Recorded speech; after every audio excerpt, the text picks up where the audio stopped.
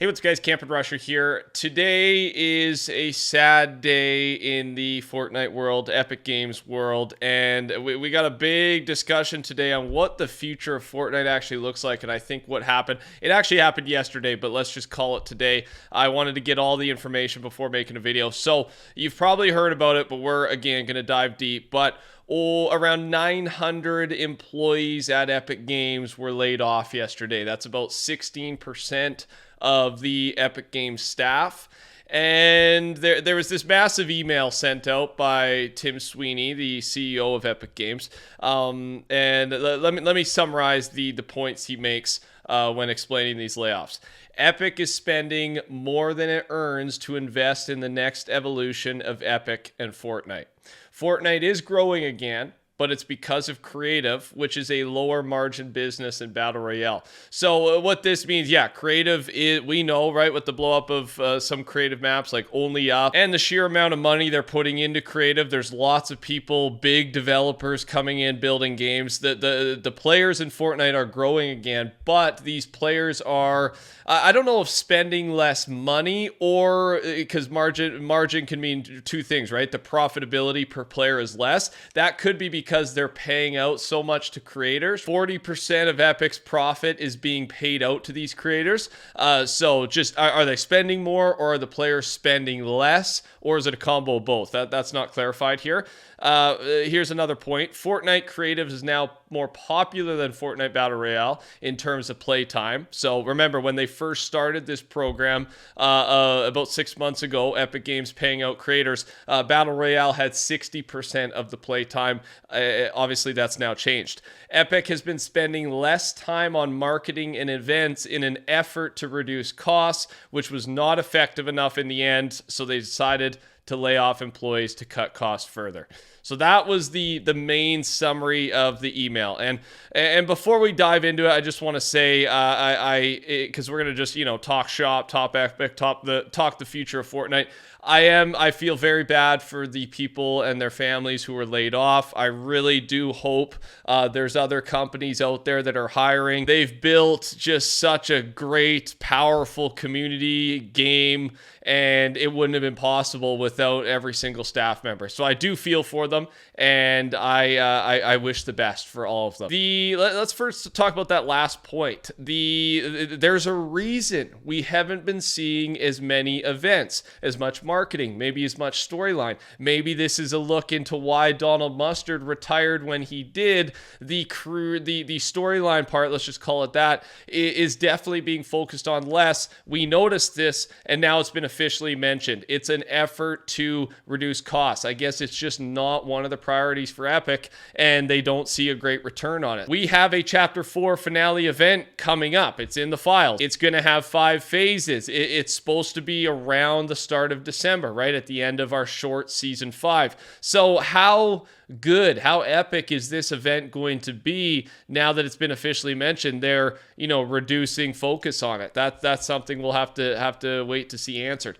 Epic is still focused on shipping, they call it their must succeed initiatives on schedule. The next season of Fortnite, Season 5, Chapter 5, the racing mode, Sparks, we don't know what Sparks is, might be the Harmonix Festival, and Juno, which is the Lego collab. So that hasn't changed, and this is what they're deeming the most important things. UEFN is obviously right there as well. And the final thing we're going to talk about is a lot of people have opinions, obviously, about where Epic is spending the money and are they making a mistake. So I want to point out, it's not just obviously UEFN, them paying out 40% to creators is a massive cost, and that's primarily what they mean when they're spending more to grow the game, grow the platform. They're spending more than they're earning because they're paying out 40%, right? Ideally for them, the goal is for creative to be 80-90% of playtime. That 40% profit paying out doesn't change. Now they're starting to turn bigger profit again, right? That's their goal here. Now, let's also mention, so that's a big one. Obviously, that's a big one. Let's also mention, though, that the Apple versus Epic lawsuit is a huge problem for them, not making money. They've basically lost every single legal battle against Apple. Not only spending a bunch of money on the battles, but they're also not getting revenue from mobile. And mobile leads to massive money numbers for all games, including Fortnite. So that is a huge loss we got to remember as well, them taking on this battle. There's also this one, it is a big deal. It's the Fortnite refunds we've been talking about. $245 million is being paid out to customers. I think there's another $250 million. They were actually fined around $500 million, and the $245 is going back to customers. So there's another massive hit on their available cash, right? So it's those three things together, not just UEFN. With all that being said, what are your thoughts on the future? How can Epic do better? Profitability wise, because in the end, that is the basis of a good company, right? If you're not making money, you can't really do anything else. Everything else starts to crumble. I wish the best of luck to the employees who were laid off at Epic Games. The new Jamila skin and some free Celebrating Women cosmetics are now available. Some are free in the item shop, and then this skin, which a good looking skin, you could purchase that. Awesome little event. I'm glad they're doing this, and yeah, it's live now. The new V-Bucks prices. We know we've talked about this. Inflation is here. Prices in a bunch of countries, I got the stats up there for you, are going up about 15%, okay? I forgot to mention, though, that when I talked about this, these changes go live October 27th. So if you are planning to spend a bunch of V-Bucks anyways, you might as well buy them early, right? That's what I did. This happened in Canada a few months ago, actually. So I stocked up, man. I bought like so many V-Bucks for the Fortnite creative giveaways I do mostly, and then random skins, battle pass, whatever it is. So, before the inflation increase hit. So there's your date, just so you know. If you are interested in a new gaming chair, you can purchase the Secret Lab, this isn't an ad by the way, Secret Lab Raven Edition chair, because it comes with a code for the Prismatic Glider. And then the Secret Lab Peely chair skin, which has got a funny look to it, honestly.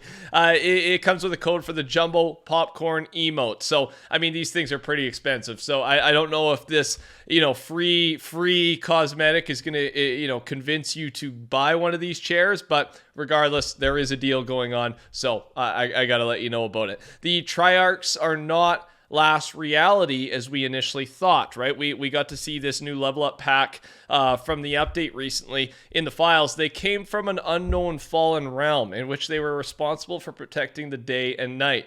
Triarch Nox was once noble protector turned to a ruthless destructor. Nox fled the island after searching Thorn's vaults. So yeah, we got the second. She looks awesome, by the way, this second Triarch skin. There will be one more, and yeah, they're not last reality as we initially thought. So I thought that was worth bringing up. Finally, we're gonna deep dive a little bit here into Fortnitemares because we've learned a lot more, and it should be beginning around October 10th, our next downtime update. Okay, so Swamp Fish Stick, Molten Love Ranger, and a Shadow Meowscles are in the works for Fortnitemares. There's the new Vampire Stake Shotgun that I talked about from Update Night, and just for example, these are let's look at, there's a Mythic for it as well, so I'll show you the Mythic.